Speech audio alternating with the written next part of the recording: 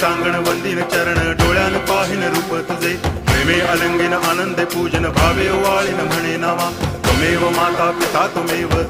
बंधुश्च सखा त्वमेव विद्या करुणं त्वमेव सर्वं मम देव कायेन वाचा मनसेन्द्रियैर्वा बुद्ध्यात्मना वा प्रकृति स्वभावात् करोमि यद्यत् सकलं परस्मै नारायणायति समर्पयामि अच्युतं केशवं रामनारायणं कृष्णदामोदरं वासुदेवं हरि गिरिधरं माधवं गोपिकावल्लभं जानकीनायकं रामचन्द्रं भजे हरे राम राम